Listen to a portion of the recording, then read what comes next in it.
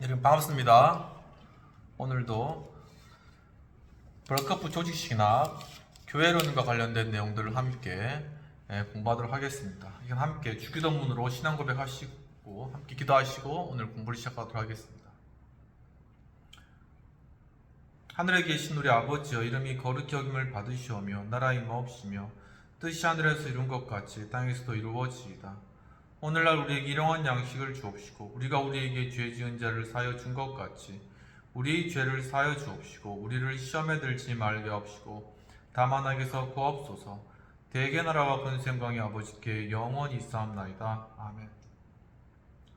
오늘은 지난 시간에 이어서 교회의 표지에 관한 그러한 내용들을 살펴보도록 하겠습니다. 우리가 지난 시간에는 교회의 속성, 그 중에 교회의 통일성에 관한 그런 내용들을 살펴보았습니다.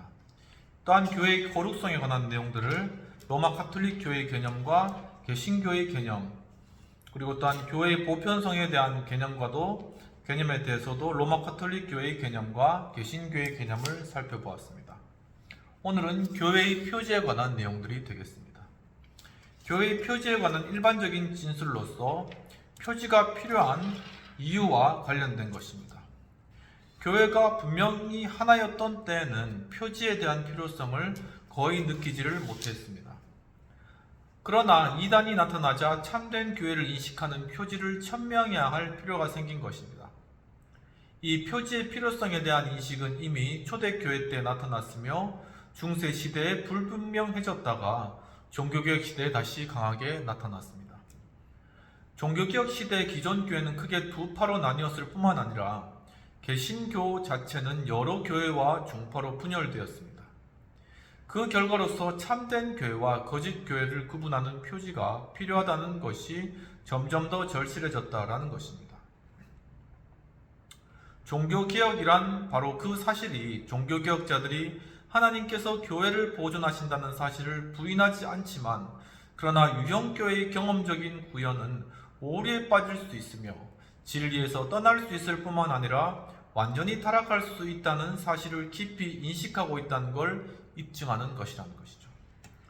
그들은 교회가 반드시 따라야 할 진리의 표준이 있다는 입장을 취했으며 그 표준이 바로 하나님의 말씀인 것을 인정하였다라는 것입니다. 두 번째는 개혁 신학에서의 교회의 표지가 되겠습니다. 개혁파 신학자들도 교회의 표지의 수에 대해서는 의견이 달랐습니다. 어떤 개혁자들은 오직 하나의 표지 곧 순수한 복음적인 교리의 전파만을 교회의 표지라고 말하였는데, 베자, 알스테드, 에임스, 하이다누스, 마레시우스와 같은 인물이었습니다. 다른 이들은 말씀의 순수한 전파와 성례의 바른 시행을 말하며 칼빈, 블링거, 잔키우스, 유니우스, 고마루스, 마스트리히트, 아마르크와 같은 인물이 되었습니다. 인물이 여기에 속한 사람들입니다.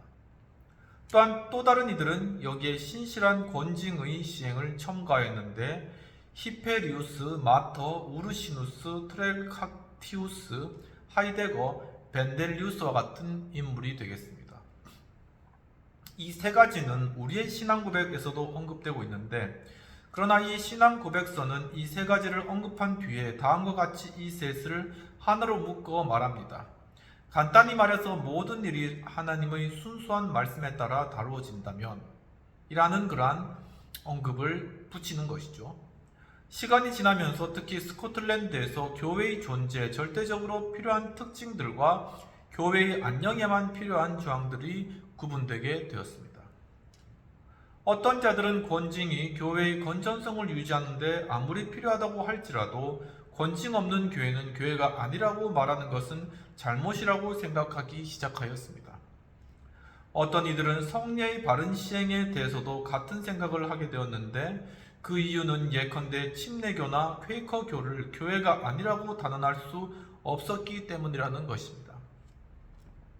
이 영향을 웨스터민스터 신앙 고백에서도 볼 수 있는데, 이 고백서는 참된 종교를 고백하는 것을 교회의 존재 필수적인 유일한 조건으로 말하면서 교리나 예배 그리고 권징의 순수성과 같은 다른 것들은 특정한 교회의 탁월한 특성으로서 그 교회의 순결성을 측정할 수 있는 것이 된다고 언급하였습니다.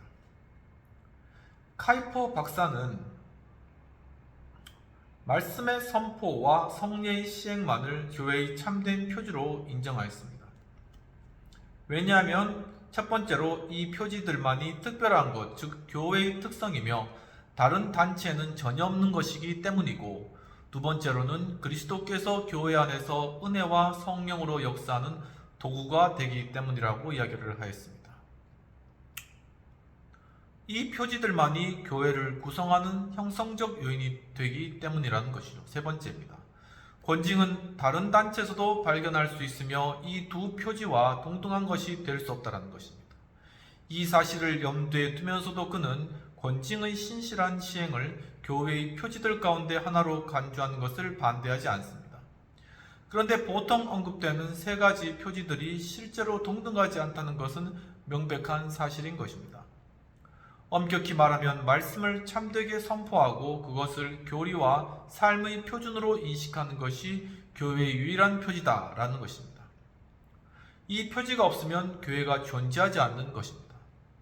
이 표지는 성례의 바른 시행과 권징의 신실한 집행을 결정합니다. 그럼에도 불구하고 성례의 바른 시행은 교회의 참된 표지입니다. 또한 권징의 시행이 교회에만 속해 있는 것은 아니지만, 다시 말해 교회 안에서만 독점적으로 발견되는 것은 아니지만 그것은 교회의 순결을 유지하는 데 절대적으로 필요한 것이다 라고 보셨습니다. 두 번째, 교회의 표지에 관한 특별한 진술이 되겠습니다. 첫 번째는 말씀의 참된 선포입니다. 이것은 가장 중요한 교회의 표지인데, 이 표지는 성례에 관계없이 존재하지만 성례는 말씀 없이 독립적으로 존재하지는 못하는 것입니다. 말씀의 참된 선포는 교회를 유지하고 교회로 하여금 신자들의 어머니가 되도록 하는 위대한 방편인 것입니다. 이것이 참된 교회의 특징 가운데 하나라는 사실은 요한복음 8장 31, 32절, 47절, 그리고 14장 23절, 요한일서 4장 1에서 3절, 요한이서 9장들인데 한번 찾아보도록 하겠습니다. 요한복음 8장 31절이 되겠습니다.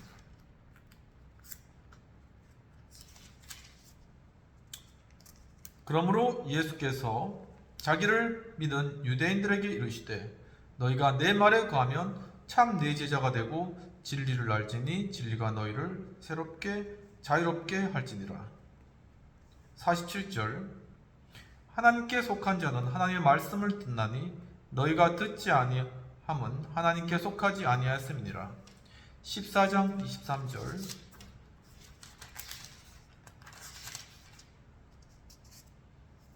예수께서 대답하여 이르시되 사람이 나를 사랑하면 내 말을 지키리니 내 아버지께서 그를 사랑하실 것이요 우리가 그에게 가서 거처를 그와 함께 하리라.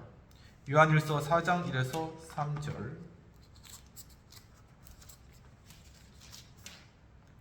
사랑하는 자들아 영을 다 믿지 말고 오직 영들이 하나님께 속하였나 분별하라. 많은 거짓 선지자가 세상에 나왔음이라. 이로써 너희가 하나님의 영을 알지니 곧 예수 그리스도께서 육체로 오신 것을 시인하는 영마다 하나님께 속한 것이며 예수를 시인하지 아니하는 영마다 하나님께 속한 것이 아니니 이것이 곧 적그리스도의 영이라. 오리라 한 말을 너희가 들었거니와 지금 벌써 세상에 있느니라. 요한 2서 9장 9절 지나쳐 그리스도의 교훈 안에 거하지 아니하는 자는 다 하나님을 모시지 못하되 교훈 안에 거하는 그 사람은 아버지와 아들을 모시느니라 라는 것들 가운데 말씀의 중요성이 나타난 것이죠. 이 표지를 교회에 돌린다고 해서 교회에서 시행되는 말씀의 선포가 완전해야만 비로소 참된 교회로 간주될 수 있다는 뜻은 아니라는 것입니다. 이 세상에서는 그와 같은 이상에 도달하기 어려울 것인데 어떤 교회든 오직 교리의 상대적인 순수성만이 있을 수 있는 것이죠.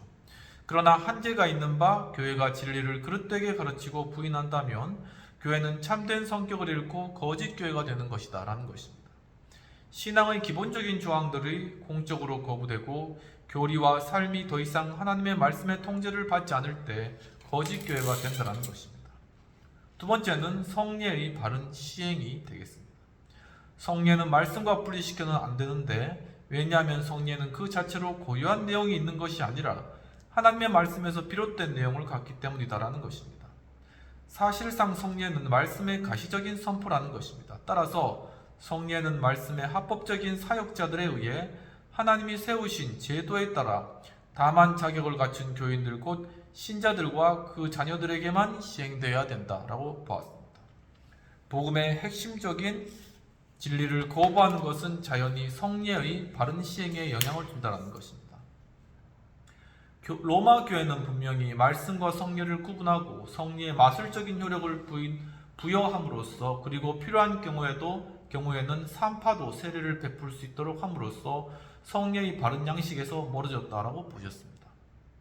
성례의 바른 집행이 참된 교회의 특성이라는 것은 성례가 말씀과 밀접한 관계를 맺고 있다는 사실과 마태복음 28장 19절, 마가복음 16장 15, 16절, 사도행전 2장 42절, 고린도전서 11장 23에서 30절 들 여러 구절에서 드러나게 됩니다. 한번 찾아보도록 하겠습니다. 마태복음 28장 19절이 되겠습니다.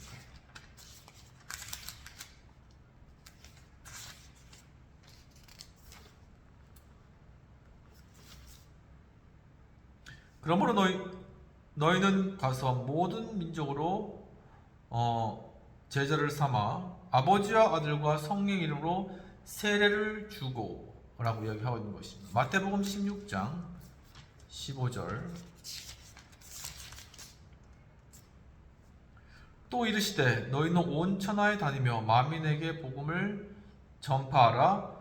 믿고 세례를 받은 사람은 구원을 얻을 것이요 믿지 않는 사람은 정죄를 받으리라. 사도행전 2장 42절.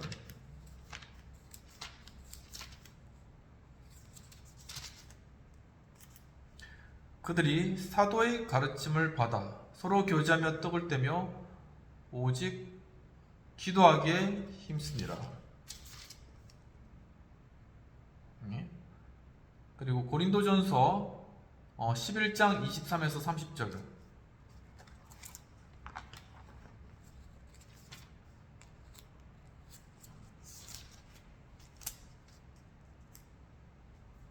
내가 너에게 전한 것은 주께서 받은 것이니 곧 주 예수께서 잡히던 날 밤에 떡을 가지사 축사하시고 떼어 이르시되 이것은 너희를 위하는 내 몸이니 이것을 행하여 나를 기념하라 하시고, 식후에 또한 그와 같이 잔을 가지시고 이르시되 이 잔은 내 피로 세운 새 언약이니 이것을 행하여 마실 때마다 나를 기념하라 하셨으니, 이란 성례 즉 세례와 성찬 이것에 관련돼서 이것이 또한 말씀과 밀접한 관계를 가지고 있는 그러한 성찬의 그러한 또한 세례의 그러한 의미에서 중요하다, 이런 부분들을 이야기하는 것입니다. 세 번째는 권징의 신실한 시행인데, 이것은 교리를 순수하게 지키고 성례의 거룩성을 수호하기 위해서 꼭 필요한 것이다 라고 보았습니다. 권징을 등한시하는 교회는 머지않아 진리의 빛이 어두워지게 될 뿐만 아니라 거룩한 것을 남용하게 되는 것이죠.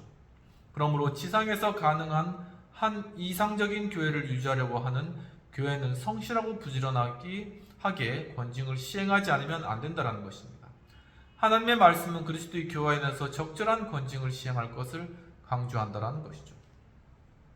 깊은 연구를 위한 질문을 잠깐 살펴보면, 마태복음 16장 18절, 17절에는 에클레시아의 의미는 무엇인가? 퀴리아케라는 용어는 언제 어떻게 사용되었는가?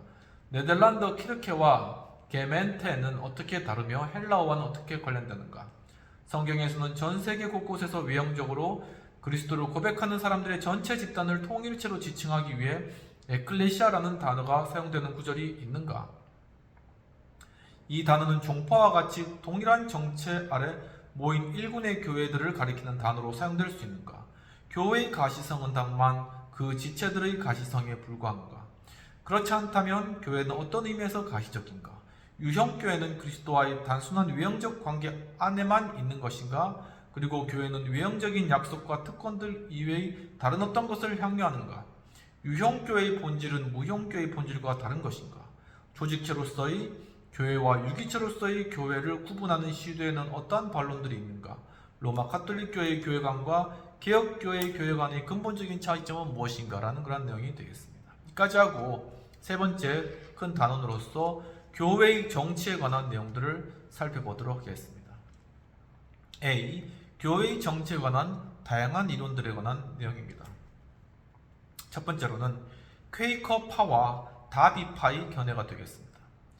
퀘이커파와 다비파는 원리상 모든 교회의 정치를 거부하는 파입니다.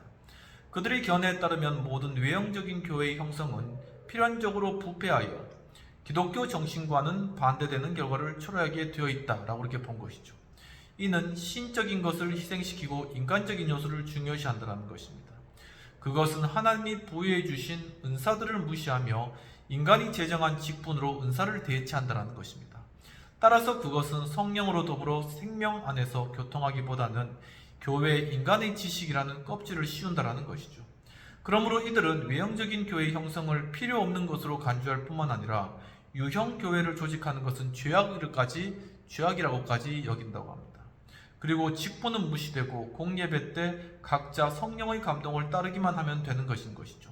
신비주의라는 누룩의 흔적이 뚜렷하게 나타나는 이 종파들이 보여주는 이 경향은 영국 성공회의 성직계급과 형식주의에 대한 반동으로 간주되어야 된다. 그렇게 벌크프 교수님은 보셨습니다. 미국의 일부 퀘이커파는 통상적으로 목사를 세우고 다른 교회들과 다름없이 예배를 드리고 있는 경우도 있다는 것입니다.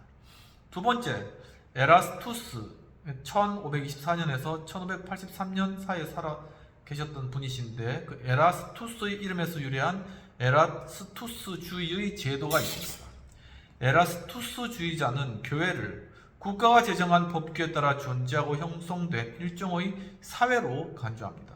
교회의 직원들은 단지 말씀을 가르치고 선포하는 자들로서 시민 정부의 지도자들로부터 위임받은 권한을 제외하고는 그들에게 다스릴 권한이나 능력이 없다라고 본 것이죠.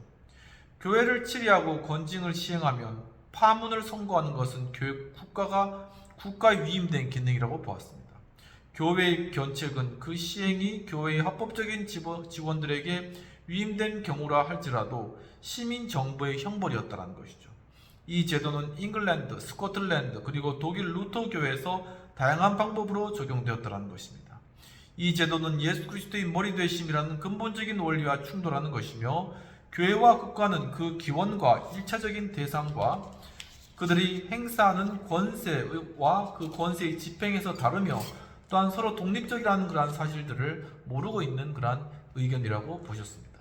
세 번째는 감독 제도가 되겠습니다. 감독 제도를 주장하는 자들에 따르면 교회의 머리가 되시는 그리스도께서 교회의 운영을 직접 그리고 전적으로 사도들의 후계자들인 고위 성직자들 또는 감독들에게 위임하셨다라고 보는 것이죠.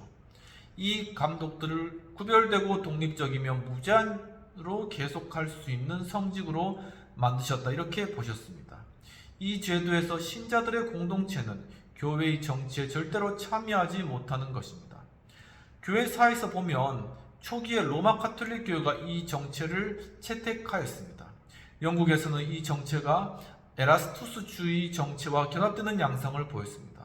그러나 그와 같은 구별된 고위 성직자단의 존재는 성경을 통해 정당화되지는 않는 것입니다. 감독 제도를 주장하는 자들에 의하면 감독들은 안수와 치리에 대한 고유한 권한이 있기 때문에 그들은 신자를 대표하는 것이 아니고 어떤 의미로도 신자들로부터 그들의 직분이 나오는 것도 아니라고 하는 것입니다. 성경은 사도의 직분이 항구적인 것이 아니라는 점을 분명히 보여주는 것이죠.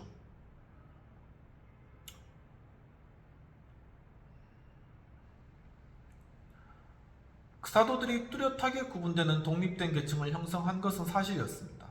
그렇지만 교회의 제반사를 다스리고 관장하는 것이 그들에게 맡겨진 특별한 과제였던 것은 아니라는 것입니다. 그들의 의무는 복음화되지 않은 지역에 복음을 선포하고 교회를 설립하며 신자들 중 직원들을 선택하여 교회를 다스리는 일을 맡기는 것입니다. 1세기가 끝나기 전에 사도직은 완전히 사라지고 말았다고 보았습니다. 네 번째, 로마 카톨릭 교회의 제도가 되겠습니다. 로마 카톨릭 교회의 제도는 감독 제도의 논리적 결론입니다. 로마 교회의 제도는 자신들의 교회 안에 사도들의 후계자들이 포함되어 있으며 특별히 사도들 가운데 수위를 차지하는 베드로의 후계자가 자신들 안에 있음을 강조합니다. 그들 중 베드로의 후계자는 그리스도의 특별한 대리인이 되는 것이고 로마 교회는 절대적 군주 정치의 성격을 띠는 것입니다. 오류가 없는 한 교황은 교회의 교리와 예배와 정치를 결정한 권리가 있는 것입니다. 이 교황 밑에 하급 계층의 성직자들이 있으며 이들은 특별한 은혜를 부여받은 자들입니다. 그들의 임무는 상급 성직자들과 교황에 대하여 엄격한 책임 가운데 교회를 다스리는 것입니다. 평신도들은 교회의 정치에 전혀 발언권이 없습니다.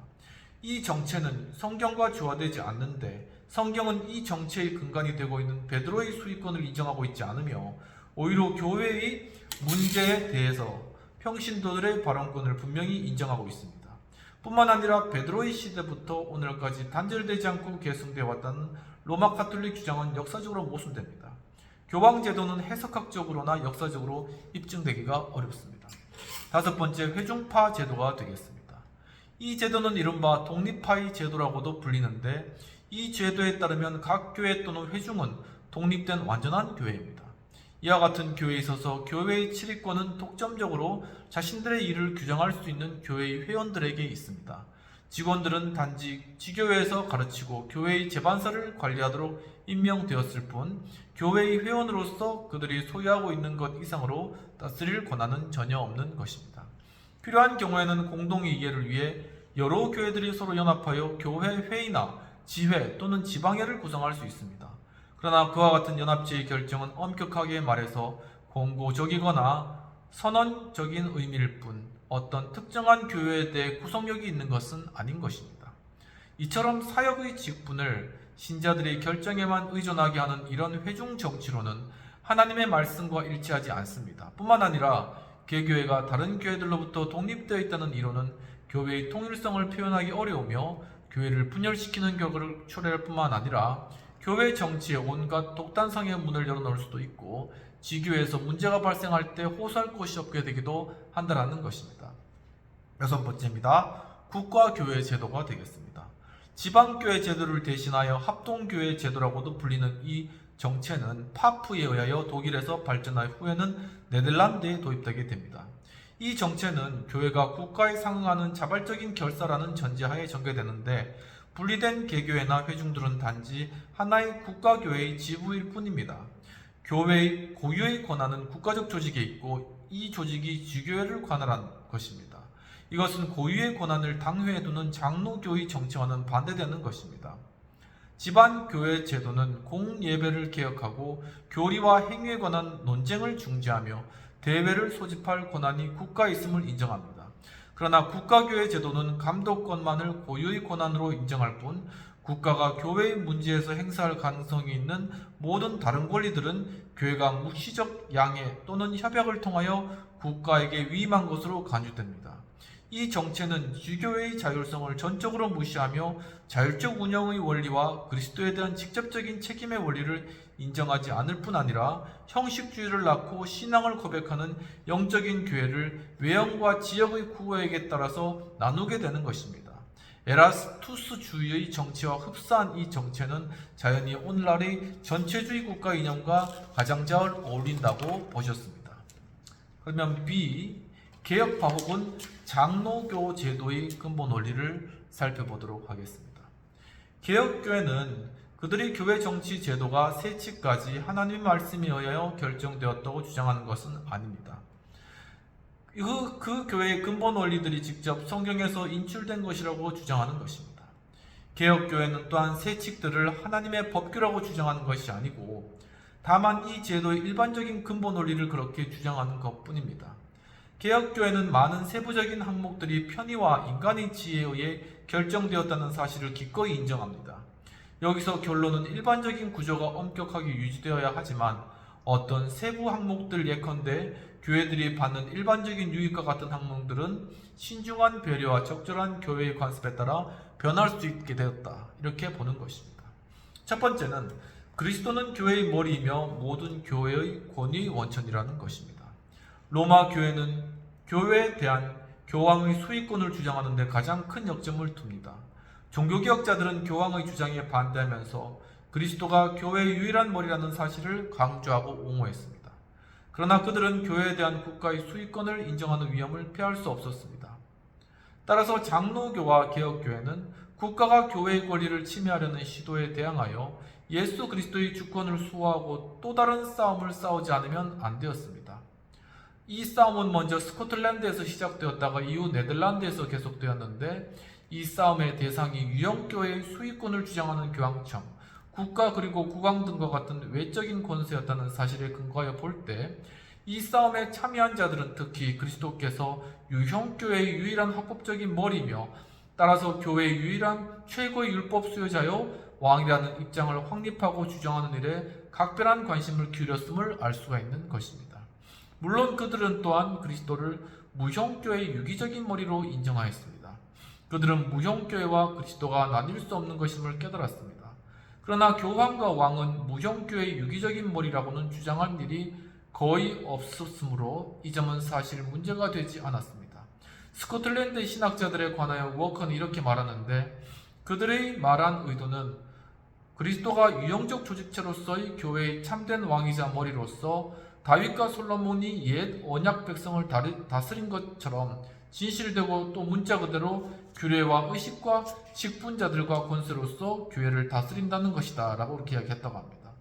성경은 그리스도께서 만물의 머리라고 가르칩니다. 그리스도께서 우주의 주라는 것은 삼위일체 제2위로서만이 아니라 그의 중보적 능력에서도 그러한 것입니다. 그러나 매우 특별한 의미에서 그는 몸된 교회의 머리입니다. 그는 교회와 살아있는 유기적인 관계를 맺으며 자신의 생명으로 교회를 충만히 채우실 뿐만 아니라 영적으로 교회를 다스리고 계시는 것입니다. 전천년주의자들의 주장에 따르면 이것이 그리스도가 교회의 머리라는 명제의 유일한 의미라고 하였습니다. 그들이 같은 주장을 전개하는 이유는 개혁신학자들의 주장, 곧 그리스도께서 교회의 왕이시며 유일한 최고의 권위라는 주장을 그들이 부인하기 때문입니다. 성경은 교회와 살아있는 관계를 맺고 계실 뿐만 아니라 교회의 제정자요 교회의 왕이시라는 것 때문에 그리스도가 교회의 머리가 되신다는 것을 분명하게 가르치고 있는 것입니다. 유기적으로 생명적인 의미에서 그리스도는 독점적이 아니라 근본적으로 그 영적인 몸을 이루는 교회의 머리십니다.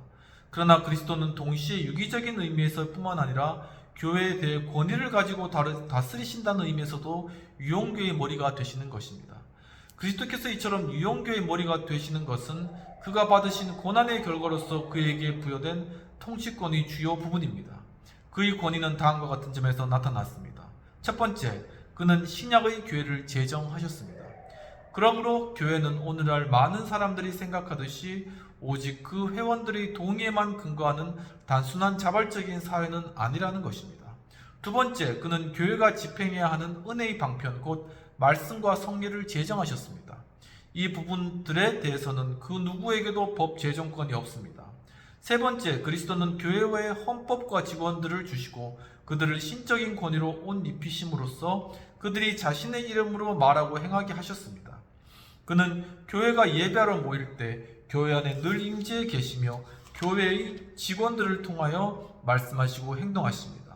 그들이 권위로서 말하고 행동하도록 보장하신 분은 왕이신 그리스도이십니다. 이까지 하고 다음 시간에는 그리스도는 말씀이라는 방편을 통해 권위를 행사하신다 라는 그러한 내용들을 또한 다루도록 하겠습니다. 함께 기도하고 오늘 공부를 마치도록 하겠습니다.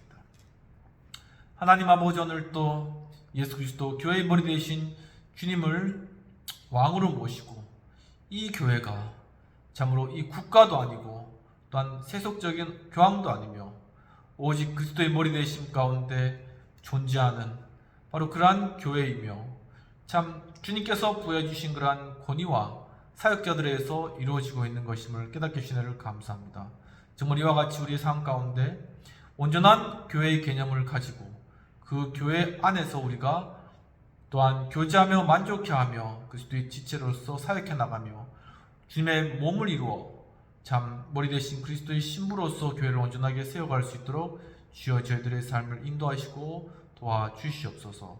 감사하고 모든 말씀 우리 주 예수님 이름으로 기도하옵나이다. 아멘. 오늘도 월급 부서주시나 함께 참여해주신 여러분 감사드립니다. 계속 교회에 대한 내용들을 배워가면서 우리의 교회를 돌아보고 또한 보다 더 성경적이고 참된 교회 모습들을 이루어가기를 소망합니다. 또한 지금 4월이 이제 마지막 주를 보내고 있는데 이 봄의 시간도 주님 주신 그러한 성령의 충만한 기운과 능력으로 승리하시는 복된 한 주 되시기를 주님의 이름으로 축원합니다. 감사합니다.